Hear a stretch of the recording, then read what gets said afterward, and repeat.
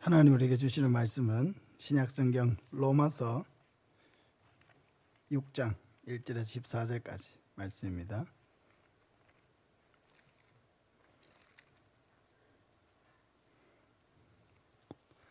신약성경 246쪽 로마서 6장 1절에서 14절까지 말씀입니다.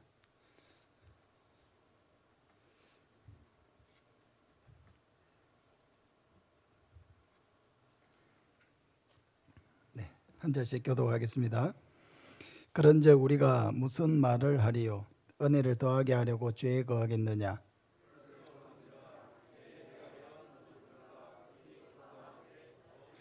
무려 그리스도 예수와 합하여 세례를 받은 우리는 그의 죽으심과 합하여 세례를 받은 줄을 알지 못하느냐?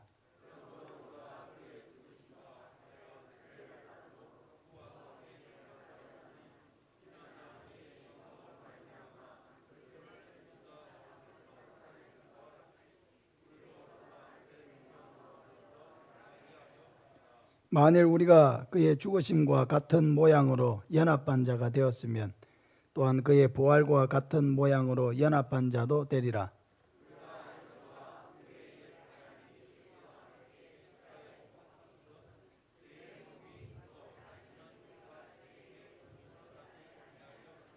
이는 죽은 자가 죄에서 벗어나 의롭다 하심을 얻었음이라.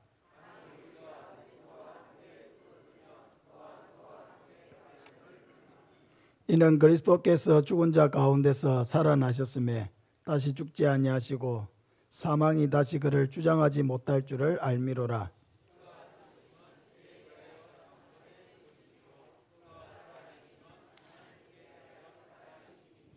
이와 같이 너희도 너희 자신을 죄에 대하여는 죽은 자요 그리스도 예수 안에서 하나님께 대하여는 살아있는 자로 여길지어다.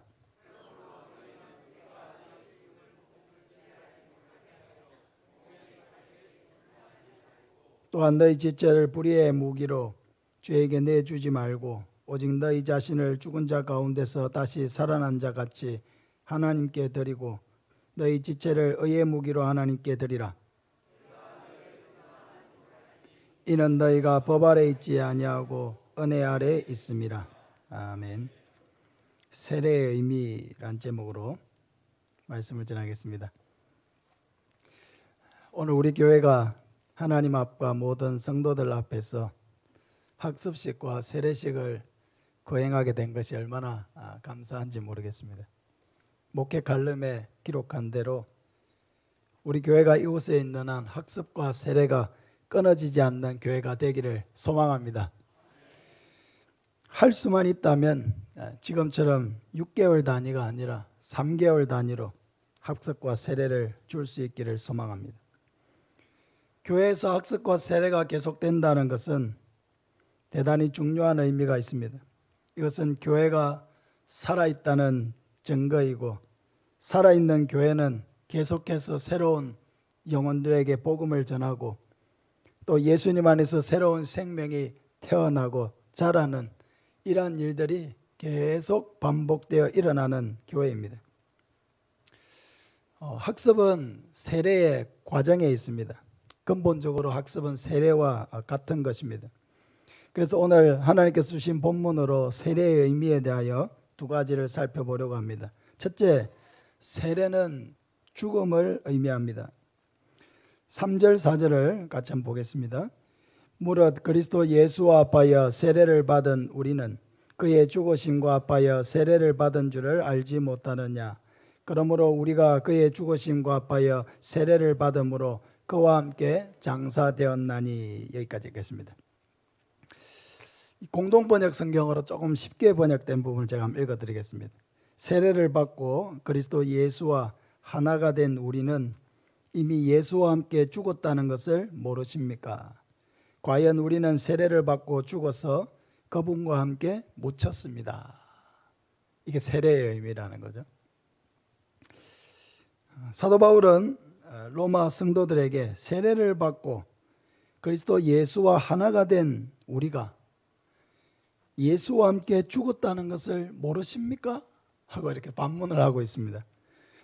세례가 가지고 있는 죽음의 의미를 상기시키는 거죠. 세례는 죽는 것입니다. 누가 죽는다는 것입니까?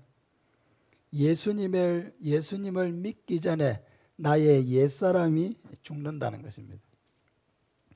마가복음 7장 21절에 보면은 속에서 곧 사람의 마음에서 나오는 것은 악한 생각, 곧 음란과 도둑질과 살인과 간음과 탐욕과 악독과 속임과 음탕과 질투와 비방과 교만과 우매함이니 이 모든 악한 것이 다 속에서 나와서 사람을 더럽게 하느니라.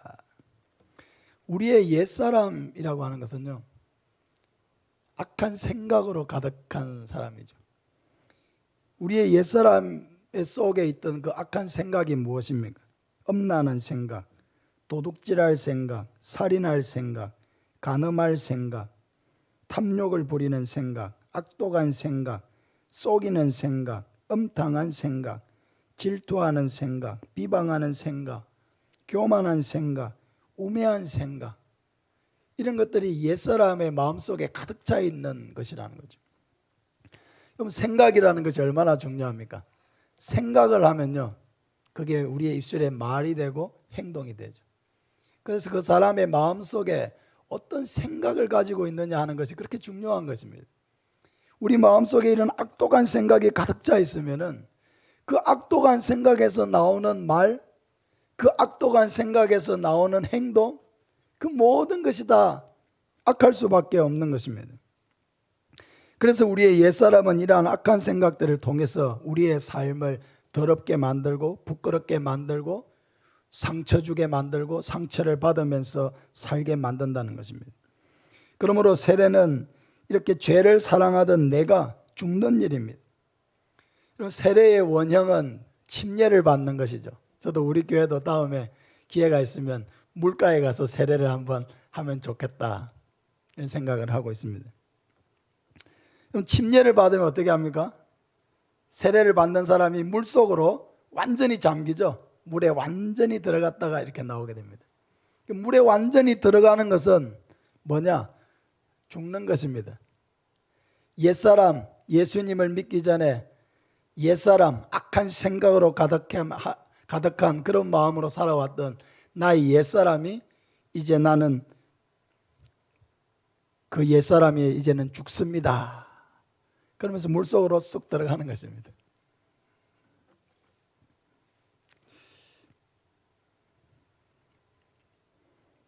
즐겁게 죄 짓고 남모르게 죄 짓고 하나님을 두려워하지 않고 죄 짓던 내 모습이 오늘까지로 족합니다. 이제 나는 죽습니다 하고 물속으로 들어가는 것입니다. 근데 문제는 뭡니까? 우리 다 세례 받았죠. 오늘 세례 받는 분도 계시지만 대부분은 다 세례를 받았습니다. 우리가 세례를 받으면서 다 이제 나의 옛 모습은 죽겠다고 다 고백을 했던 사람입니다. 근데 문제는 그 옛사람을 살려가지고 새 사람이 살아야 되는데 옛사람이 계속해서 세례받은 우리를 주장하게 내버려 두고 있다는 것입니다. 세례받은 후에도 옛사람이 나를 지배하고 그 악한 생각으로 가득한 내가 세례를 받은 옷만 입고 속은 변하지 않은 채로 살아가니까 이거 어떻습니까? 계속해서 똑같은 문제가 우리 삶에 반복되고 있다는 것입니다. 그래서 세례를 받고 그리스도와 함께 죽은 사람은 세례를 받을 때도 죽어야 되지만은 날마다 죽어야 하는 것입니다. 옛사람이 나와서 이 내 몸을 통해서 악한 말이 나가고 악한 행동이 나오려고 할 때에 다시 죽어야 되는 것입니다. 우리의 눈이 세상을 향하고 죄악을 향하고 우리의 마음이 교만해지고 자기 죄보다 남의 죄가 더 크게 보이고 그래서 그 죄가 나를 지배하고 다시 나를 부끄러운 모습으로 만들고 예수 믿기 전에 살았던 그러한 삶으로 되돌리려고 하는 것을 볼 때에 우리는 즉시 죄를 회개하고 다시 죽어야 합니다. 죄가 우리 안에서 힘을 얻어가지고 우리를 죄짓게 만들고 사람 앞에서나 하나님 앞에서 부끄럽게 만들려고 할 때에 우리는 다시 죽어야 합니다. 나는 죽은 사람입니다. 나의 옛사람은 죽었습니다 하고 우리는 다시 고백을 해야 합니다. 고린도전서 15장 31절에 형제들아 내가 그리스도 예수 우리 주 안에서 가진 바 너희에 대한 나의 자랑을 두고 단언하노니 나는 날마다 죽노라. 고린도전서 9장 27절에 내가 내 몸을 저 복종하게 하면 내가 남에게 전파한 후에 자신이 도리어 버림을 당할까 두려워함이로라. 사도 바울이 위대한 사도죠. 그러나 그 자신도 하나님 앞에서는 연약한 사람이요 죄와 싸우는 사람이었습니다. 그래서 그도 그 모든 사역들을 감당해 나갈 때에 옛사람에 대하여 날마다 죽음을 선포해야 했습니다. 자기 안에서 죄가 올라와서 그 죄가 자기를 지배하려고 하고 자기를 다시 더럽히려고 할 때에 난 죽은 사람이지. 난 죽은 사람이지. 만약에 그가 복음을 전하면서도 그의 삶은 옛사람으로 가득해서 남몰래 죄를 짓고 몰래 악을 행하고 몰래 나쁜 짓을 하는 그런 가식적이고 속이는 사도였다고 한다면 그 자신이 결국은 버림을 받게 되리라는 것을 그는 알고 두려워했습니다.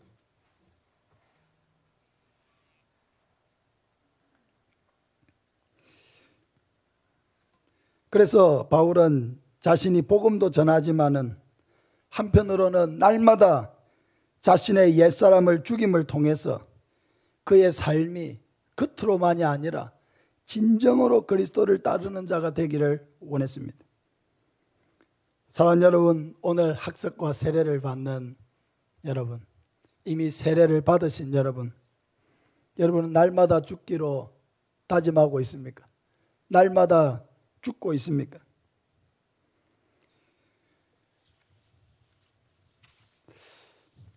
사랑하는 여러분, 우리가 옛사람을 통제하고 죽이는 데 실패하면 우리의 신앙생활이 실패하게 됩니다. 옛사람이 펄펄 살아서 날뛰는데도 자기 문제를 깨닫지 못하는 사람은 영적으로 무지한 사람입니다. 성령께서 우리의 옛사람의 문제를 하나씩 다루어 가실 때에 그것이 참 아프고 고통스럽게 느껴질 때가 있습니다. 이것은 일종의 수술과 같은 것이기 때문이죠. 수십 년 동안 그 옛사람의 모습으로 살아오면서 내 몸이 그 옛사람의 사고방식에 길들여져 있기 때문입니다. 내 입술이 그 옛사람의 사고방식에 길들여져 있기 때문입니다. 내 생각이 그 옛사람의 생각으로 길들여져 있기 때문입니다. 예수는 믿고 고백은 했지만은 하루아침에 내 몸이 새로운 생명에게 부합하는 삶으로 바뀌지 않는다는 거죠. 내 입술의 습관이 하루아침에 바뀌지 않는다는 거죠. 그러니까 많은 문제가 발생하게 되는 것이죠. 성령 하나님은 그런 우리를 그냥 두지는 않으십니다. 바늘로 콕콕 찌르시고 우리의 양심에 충격을 주시고 또 내가 좋아하던 것을 하나둘 빼앗아 가십니다. 하나님이 빼앗아 가시는 것은 더 좋은 것을 주시기 위한 것입니다. 오랫동안 술이나 담배를 끊지 못하는 사람은 그것을 끊으려고 마음을 먹어도 잘 끊어지지가 않습니다. 하나님께서 그것을 하지 못하게 하시고 우리의 마음을 불편하게 하십니다. 하나님, 내가 이렇게 딱 담배 한 대 피고 술 한잔 할 때 그 나름대로 스트레스도 좀 해소하고 잠시 휴식도 하고 내 마음이 좀 쉬는 시간인데 그걸 그렇게 싫어하시고 못하게 하십니까? 그러면서도 마음은 내가 이러면 안 되는데 생각을 하는 거죠. 근데 여러분, 그 즐거움이라고 하는 것이 결국 나에게 유익하게 하는 것이 아니죠. 나를 해롭게 하는 것입니다. 많은 병에 나를 노출시키는 것입니다. 우리의 몸은 하나님이 거하시는 성전이라고 했는데, 그러한 잘못된 습관들, 그런 즐거움들이 우리의 몸을 해하게 되는 것입니다. 사람들이 볼 때에도 저 사람은 예수를 믿었다고 하지만은 여전히 아직 제대로 믿는 것은 아니구나. 아직 과거에 얽매여서 살고 있는 사람이구나. 그렇게밖에 비치지를 않는 것입니다. 그러나 담배를 끊고 술을 끊으면 몸이 건강해지고 그리스도인으로서 더욱 당당해질 것입니다. 주일마다 교회에 오는 것이 주일에 내 마음대로 살 수 있는 즐거움을 빼앗아가는 것처럼 느낄 수도 있습니다. 하나님, 6일 동안 얼마나 피곤하고 내 삶이 고달픈지 하나님이 다 알고 계시지 않습니까? 6일 열심히 일하고 하루 좀 푹 잠도 못 잡니까? 바람 쐬러 가서 여행도 좀 하고 어디 좋은 데 가서 잠도 좀 자고 오고 스트레스 풀고, 그래 이 고난 많은 세상에 제가 살 것이 아닙니까? 한 달에 한 번만 오라고 하든지 두 번만 오라고 하든지 이렇게 안 하시고 매주 와서 예배드리라고 하십니까?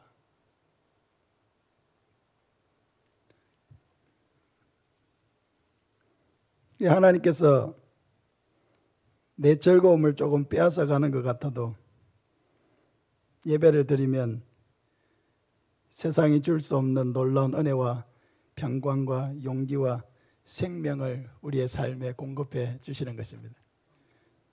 그럼 내가 좋아하고 내가 이끌리는 대로 하는 것이 나에게 유익한 것이 아니라는 것을 우리가 알고 있지 않습니까?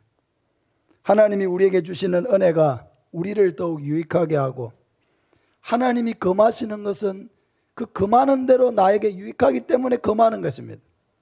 하나님이 나에게 하라고 하는 것은 그것이 나에게 유익하기 때문에 하라고 하시는 것입니다. 그러니까 우리는 내가 하고 싶은 대로 하나님을 자꾸 설득하려고 하지 말고, 하나님이 금하시면 나도 금하고, 하나님이 하라고 하시면 나도 하고, 하나님의 말씀을 따라가면 그것이 나에게 유익한 것이구나 하는 것을 우리는 믿고 따라가야 하는 것입니다. 세례를 받은 여러분, 오늘 세례를 받는 또 학습을 받는 여러분, 자기의 옛사람을 죽이시기를 바랍니다. 옛사람과 싸우시기를 바랍니다. 옛사람을 죽이고 싸우는 일, 세례받은 성도에게 가장 중요한 일과입니다. 두 번째로 세례는 새 생명을 의미합니다. 8절 9절을 보면은 만일 우리가 그리스도와 함께 죽었으면 또한 그와 함께 살 줄을 믿노니 이는 그리스도께서 죽은 자 가운데서 살아나셨음에 다시 죽지 아니하시고 사망이 다시 그를 주장하지 못할 줄을 알미로라. 세례가 가진 두 번째 의미는 정반대로 또 생명을 의미합니다. 세례를 받는 사람이 물속에 들어가는 것이 죽음이라고 한다면, 물속에서 나오는 것은 새 생명으로 나오는 것입니다. 부활의 생명으로 나오는 것입니다. 세례는 우리가 받은 구원의 은혜, 영생의 은혜를 공적으로 확인하는 시간입니다. 물속에 들어가는 것이 옛사람에 대한 죽음을 선언하는 것이라면, 물속에서 나오는 것은 예수님 안에서 이제 당신은 영생을 가진 존재입니다. 이제 하나님의 자녀가 되었습니다. 영원한 천국이 당신을 위해 준비되어 있습니다 하는 것을 공적으로 확인시켜주는 시간입니다. 이 생명은 우리의 노력이나 행위로 얻어진 것이 아니죠. 예수 그리스도께서 십자가에서 나를 위해 죽으시고 부활하심을 우리가 믿을 때에 하나님이 우리에게 선물로 주신 것이 바로 이 생명입니다. 그래서 우리는 이 생명을 선언해야 될 때가 있습니다. 우리가 넘어질 때입니다. 예수를 믿고 세례를 받았지만은 여전히 우리가 넘어집니다. 구원의 확신이 흔들립니다. 자기 모습에 실망이 되고 사탄이 나를 참소하고 정죄하고 우리의 양심이 깊이 가책을 느낄 때에 우리의 마음이 낙심이 되죠. 세례를 받고 내가 이제 하나님의 선한 뜻대로 살아야 되겠다 하지만은 옛사람과의 싸움에서 이길 때보다 질 때가 더 많을 수도 있습니다. 예수를 믿고 많이 변했지만 아직 변하지 못한 부분도 많이 있습니다. 예수님을 믿고 하나님께 영광 돌리는 삶을 살아야 된다고 생각하지만은 여전히 가족들에게도 이웃 사람들에게도 득스럽지 못한 내 모습을 노출할 때가 많습니다.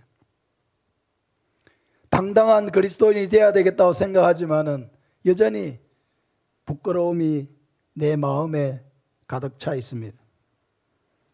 여전히 바뀌지 않는 내 모습은 하나님께도 실망을 안기겠지만은 우리 자신에게도 큰 낙심의 원인이 되는 거죠. 나는 아직 제대로 된 그리스도인이 아닌 거야. 내가 이런 일을 하니까 나는 아직도 제대로 된 그리스도인이 아닌 거야.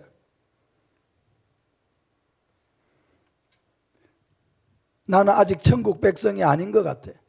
나 같은 사람은 절대 천국 갈 수 없을 거야. 예수님을 믿음으로 구원의 확신을 가져야 되는데 절대로 구원받지 못한 확신을 갖는 거죠. 천국에 갈 확신을 가져야 되는데 자기는 절대로 천국 갈 확신이 없어지는 것입니다. 여러분, 그런 확신은 누가 주는 것입니까? 사탄이 주는 것이죠. 이럴 때 우리는 어떻게 이 난관을 극복해야 됩니까? 내 안에 낙심의 문제, 구원의 확신이 흔들리는 문제, 계속 이 넘어지는 문제, 이거 어떻게 극복해야 합니까? 바로 예수님 안에서 얻은 이 생명을 선언함으로써 이 수렁에서 빠져나와야 합니다. 조금 전에 말씀드렸지만은 이 새 생명을 여러분 내 힘으로 얻었습니까? 선물로 받았습니까? 그죠? 믿습니까? 근데 이상해요. 분명히 우리는 이 선물을 선물로서 은혜로서 받았다고 하면서도 실제로 구원을 확신할 때는 자기의 삶이 온전하지 못하기 때문에 구원받지 못했다고 확신하는 거예요. 내가 올바로 살지 못하기 때문에 100% 완벽하게 살지 못하기 때문에 난 구원받지 못한 것 같아 이렇게 생각하는 거예요. 그럼 그것은 그 생각은 뭐냐면 내 행위가 100% 완전해야 구원에 이를 수 있다고 생각하는 거거든요. 그건 구원의 행위로 받는 것이지 은혜로 받는 것이 아니라는 것입니다. 분명히 하나님께서 내게 주신 이 생명은 내 노력이나 행위로 받은 것이 아니고 은혜로 받았다고 해놓고는 실제로 자기가 인식할 때는 자기 행위가 부족해서 구원을 받지 못했다고, 나 같은 사람은 천국에 갈 수 없다고 이렇게 말하는 것입니다. 완전히 인식의 모순입니다. 사랑하는 여러분, 하나님이 우리를 구원하셨을 때 우리는 여전히 죄악 가운데 있었고 우리 스스로는 구원받을 수 없는 존재였고 죄를 사랑하는 존재들이었습니다. 하나님이 우리에게 주신 구원과 이 생명은 우리의 연약함과 우리의 죄에 대한 이런 깊은 사랑, 이걸 다 알고 주신 것입니다. 세례받은 후에 우리가 넘어지거나 다시 죄에 빠진다고 해서 하나님이 우리의 구원을 철회하거나 없던 일로 하지는 않으신다는 것입니다. 하나님이 나에게 주신 생명, 예수님 안에서 하나님이 나를 자녀 삼으신 것, 우리에게 주신 저 영원한 천국, 이것은 우리가 잘하고 못함에 따라 흔들리는 것이 아니라는 것입니다. 예수님 안에서 우리가 받은 이 구원은 결단코 흔들리지 않는다는 것을 믿으시길 바랍니다. 이 확신이에요. 구원의 확신은 예수님 안에서 갖는 것이지 내 행위를 근거로 갖는 것이 아니라는 거예요. 이걸 꼭 이해를 하셔야 합니다. 에베소서 4장 30절에 하나님의 성령을 근심하게 하지 말라.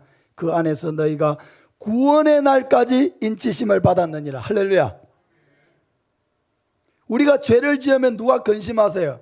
성령이 근심한다는 거예요. 여러분, 자녀들이 애를 먹이고 나쁜 짓을 하고 하면 누가 근심합니까? 부모가 근심하죠. 애를 먹인다고 해가지고 면사무소로 달려가서 호적을 파겠다고 하지는 않지 않습니까? 근심은 하죠. 똑바로 살아야 될 텐데, 죄 짓지 말아야 될 텐데, 나쁜 친구를 좀 멀리 해야 될 텐데, 하나님을 바로 믿는 자녀가 돼야 될 텐데, 근심은 하지만은 그 근심을 준다고 해가지고 주민센터로 가고 면사무소로 가서 호적을 파지는 않는다는 거죠. 하물며 하나님께서 우리를, 예수님을 통하여 우리를 자녀 삼아 놓고 우리가 무슨 좀 불완전하고 여전히 옛사람과의 싸움을 이기지 못하고 내 자신을 죽이지 못하고 그런 모습이 나온다고 해가지고 우리의 구원을 철회하는 하나님이 결코 아니라는 것입니다. 그 안에서 너희가 구원의 날까지 인치심을 받았느니라. 할렐루야. 그 안에서, 그가 누굽니까? 예수죠. 예수님 안에서 구원의 날까지 인치심을 받았다. 그럼 인을 친다는 건 뭐냐면 도장을 찍는다는 거거든요. 도장을 찍는다는 것은 소유권을 나타내는 거죠. 성령을 우리 마음에 보내어서 하나님이 그 성령을 보내어 도장을 찍었다는 것입니다. 어떤 도장? 넌 내 거야. 내 거야 하고 도장을 찍어놨다는 것입니다. 언제까지? 구원의 날까지. 10년 보장, 20년 보장 아니라는 것입니다. 구원의 날까지, 완전한 구원에 이를 때까지 우리 불완전하고 연약하고 넘어지고 좌절할 때가 많지만은, 그러나 우리의 구원은 예수 그리스도 안에서 구원의 날까지 완전히 보장되어 있다는 것입니다.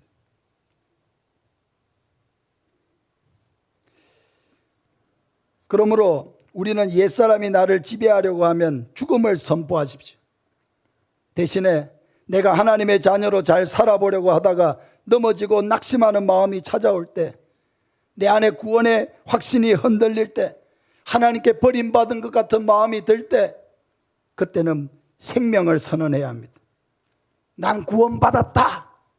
이 악한 영아, 너는 계속 내가 구원받지 못했다고, 천국에 가지 못할 거라고, 너는 하나님이 버린 지 오래되었다고 자꾸 내 귓가에 속삭이고 나를 참소하지만은, 나의 구원은 예수 그리스도 안에서 구원의 날까지 보장을 받았다.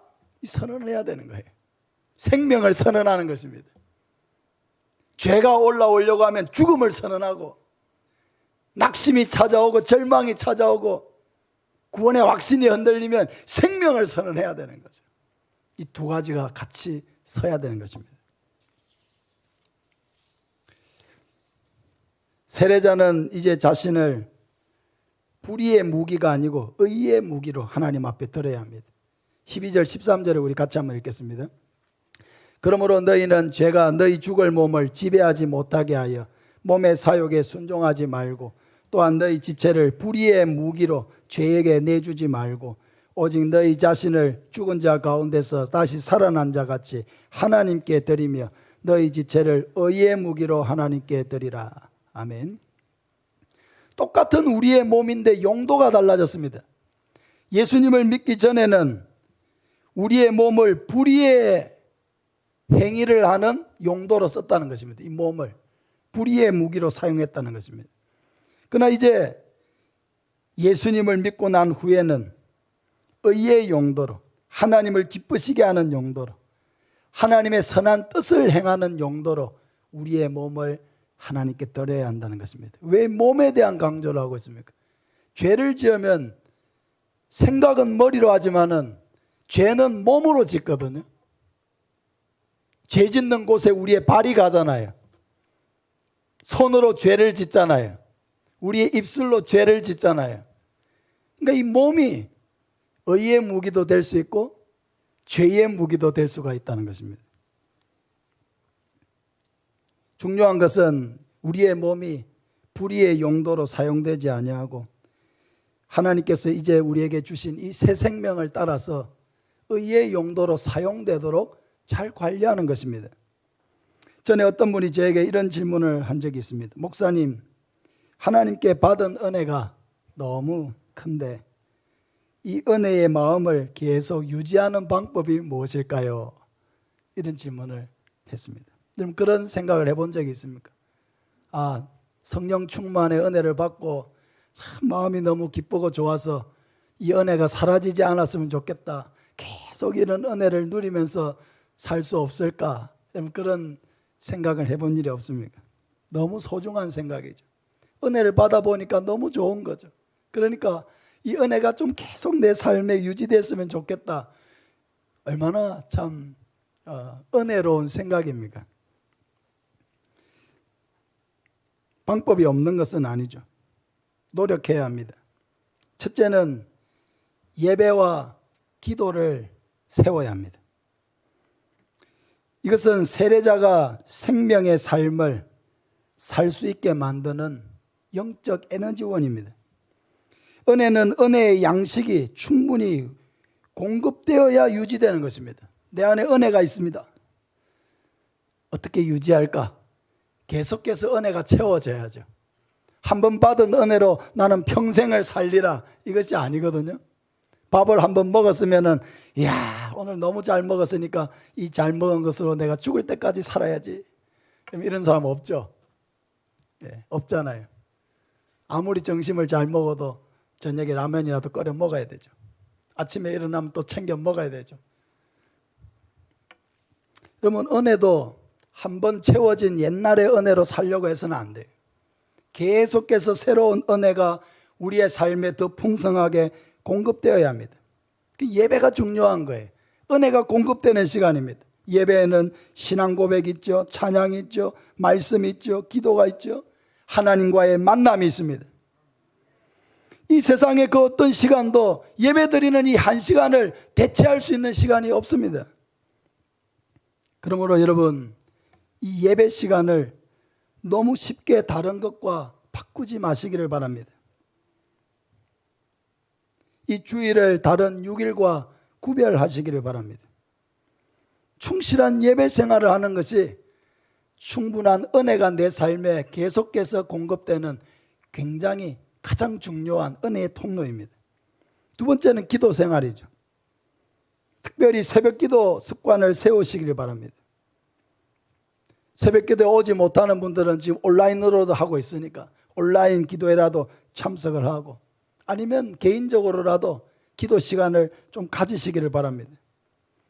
2022년에는 새벽 첫 시간을 하나님께 드리고자 하는 그런 열망이 우리의 삶에 일어나기를 바랍니다.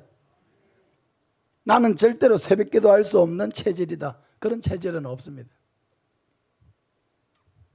나는 아침잠이 너무 많아서 새벽 기도할 수 없는 사람이다.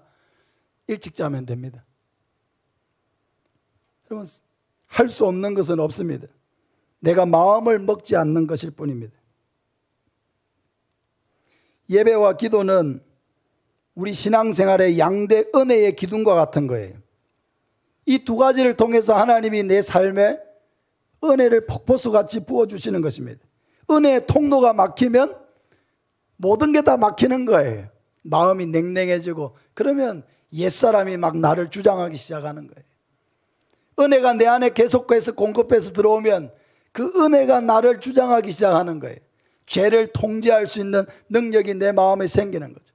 죄를 짓고자 하는 마음이 사라져가고 성령의 뜻대로, 하나님의 뜻대로 살고자 하는 열망이 우리 마음속에 일어나서 무엇이든지 하나님을 위해서 일하고 싶고, 또 어떤 어려움을 만나도, 시련을 만나도, 시험 드는 일이 있어도 그걸 극복할 수 있는 에너지가 어디서 옵니까? 하나님의 은혜에서 오는 것입니다. 또 하나 중요한 것은 봉사하는 일입니다. 신앙생활은 공급을 받았으면 헌신이 있어야 돼요. 헌신하는 게 기쁜 거예요. 교회 봉사하는 일이 기쁜 것입니다. 하나님께 자신을 드리는 일이 기쁜 일이기 때문에 받은 은혜를 봉사와 헌신을 통해서 또 다른 사람을 돕는 일을 통해서 그 받은 은혜가 다른 사람에게로 흘러가고 그것을 통해서 하나님께 영광을 돌리는, 하나님이 은혜를 주시고 우리는 은혜를 받아서 다시 하나님께 올려드리는 이 은혜의 선순환이 계속 이루어지는 것이 건강한 신앙생활입니다. 교회 봉사가 없이 신앙생활하는 사람은요, 자꾸 무미건조해져요. 처음에는 많은 은혜를 받아야 되지만은 이제는 어느 정도 성숙했으면 봉사하고 헌신함을 통해서 또 다른 은혜의 차원으로 나아가야 돼요. 은혜는 굉장히 높은 단계가 있어요. 어린 아이가 누리는 은혜의 단계가 있고요, 성숙한 사람이 누리는 단계가 있어요. 그래서 이 단계에서 나는 하나님이 주시는 모든 은혜를 내가 다 누리고 있는 사람처럼 착각하면 안 됩니다. 더 큰 은혜가 있어요. 더 나은 은혜가 있어요. 더 깊은 은혜가 있어요. 사모하시기를 바랍니다. 계속 그래서 우리는 자라가야 하는 거죠. 마지막으로 영혼 구원을 위해서 힘써야 합니다. 예수 믿기 전에는 교회 가는 사람만큼 바보 같은 사람이 없죠. 이렇게 좋은 날, 놀기 좋은 날, 어떻게 저 사람들은 저렇게 죽기 살기로 모여서 예배만 드리려고 하는가? 저렇게 바보스럽게 인생을 사는 사람이 없죠. 그러나 내가 은혜를 받고 구원을 받은 후에는 세상 사람들이 바보처럼 느껴지죠. 이렇게 좋은 은혜가 있는데 이것도 알지 못하고 저렇게 노는 것만 좋아가지고 이렇게 생각하는 거죠. 그런데 이런 구원의 은혜가 우리 안에 계속 흘러 넘치기 위해서는 복음을 전하는 것이 참 중요합니다. 전도하면 마음이 뿌듯해지고 담대해집니다. 제가 이렇게 우리 초청주일 하기 전에 우리 구역별로 마을별로 가서 전도 이렇게 우리 여러 번 했지 않습니까? 전도하러 가기 전에는 표정이 좀 어두워요. 부담이 되잖아요. 사람들을 만나고 뭐라고 어떻게 전도를 해야 되지? 부담이 되거든요. 그래서 딱 마을별로 이제 다 가가지고 이제 전도하고 이제 1시간 후에 딱 돌아오면요, 얼굴이 다들 해같이 빛나요. 마음속에 내가 드디어 밥값을 했다, 이런 생각이 드는 거죠. 해야 될 일을 했다는 생각이 드는 거죠. 전도라는 것은 하려고 하면 부담이 조금 있지만은 해놓고 나면 제일 뿌듯하고 좋은 게 전도거든요. 아이들이 공부를 하고 시험을 잘 보려고 하면은 힘이 들어요. 걱정을 해요. 그러나 열심히 공부를 해서 좋은 성적을 받으면은 그 얼굴이 빛나는 것입니다. 그럼 누구든지 해야 될 일은 걱정이 앞설 때가 많거든요. 많은 그리스도인들이 구원의 은혜를 받긴 했지만은 전도하지 않기 때문에 구원의 은혜의 감격을 너무 쉽게 잊어버립니다. 그러나 전도는 다른 사람을 구원하는 은혜도 있지만은 전도하는 그 자신에게 가장 큰 은혜가 임하는 것입니다. 복음을 전하는데 사람들이 잘 믿지를 않아요. 그럼 그런 생각이 들죠. 나도 그랬는데, 나도 많은 사람들이 나에게 와서 교회 오라고 예수님 믿으라고 얘기했지만은 나도 그런 얘기들을 수십 년 동안 근성으로 흘려듣지 않았느냐. 이해하는 마음이 생기고 측은한 마음이 생기죠. 그러면서도 한편으로는 어떻게 나와 같은 자가 이렇게 예수님을 믿게 되었는가. 감사해지는 거죠, 갑자기. 내가 받은 구원의 은혜가 결코 적은 일이 아니라고 하는 것을 알게 되는 것입니다. 많은 사람들이 이 구원의 은혜를 어리석은 것으로 여기고 살지만은 하나님께서 그 천에 하나 만에 하나 하나님 나를 택하셔서 내게 이 큰 은혜를 주셨는가 생각하면 그게 너무나 기쁘고 감사한 은혜가 되는 것입니다.